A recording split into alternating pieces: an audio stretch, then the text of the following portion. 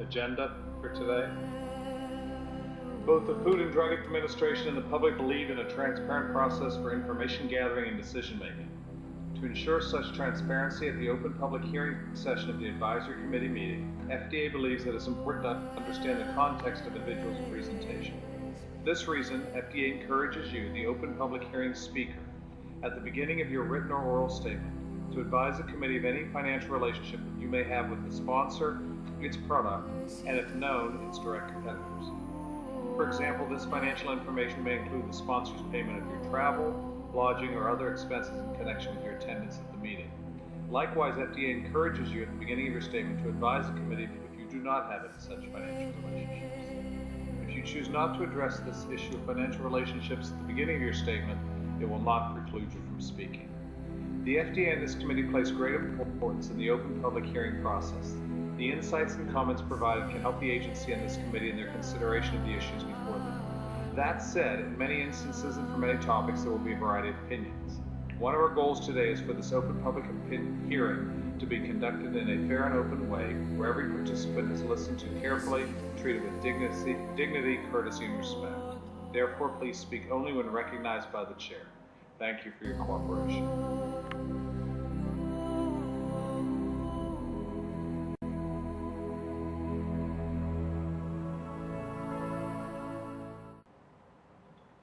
Hello and good afternoon. I have no financial relationship with anyone here. I'm on my own.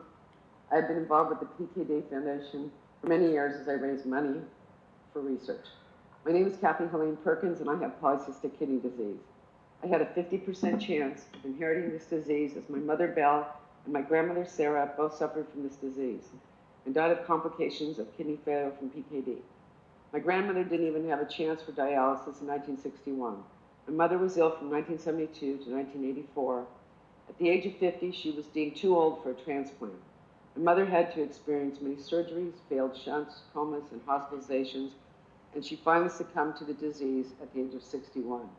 It's very scary as I'm approaching age 60 in a few years.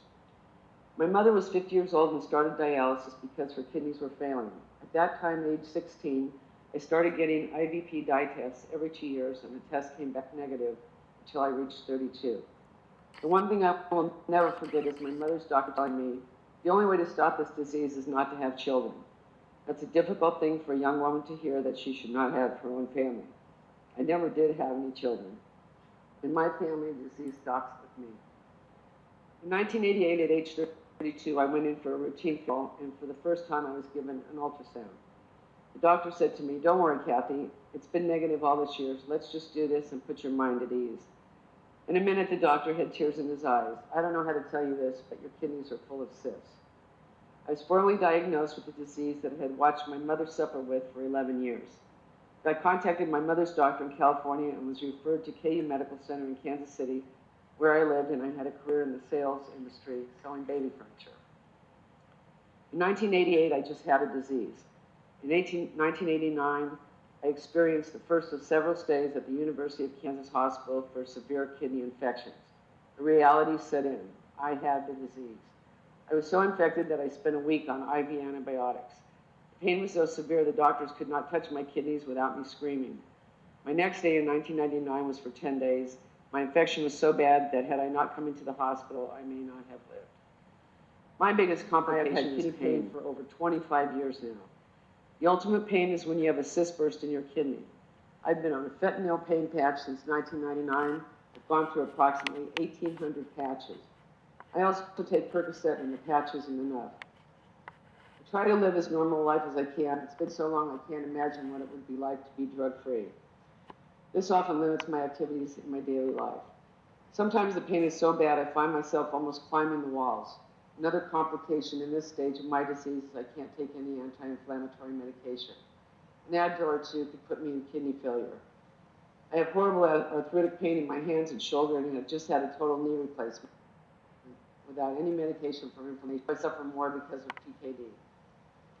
Because of my pain in 1997, I was forced to give up my sales career. I traveled a 4-state territory, and I was giving up a great 6-figure paying job, but I had no choice.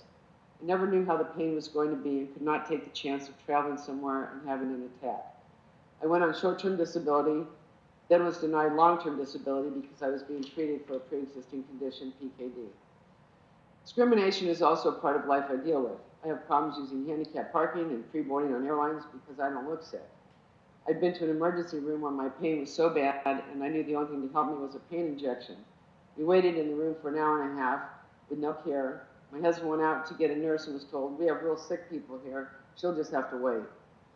This disease is not easy to live with. Because it's on the inside, people just don't get it. Let's not forget about the families, husbands, wives, caretakers, children, and friends who are also affected and suffer along with us and live with this life-altering and threatening disease.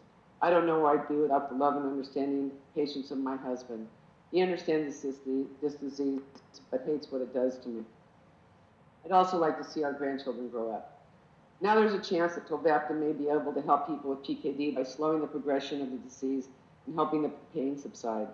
My disease has been progressing over the years, and sometime in the future, I'm looking at a transplant or dialysis.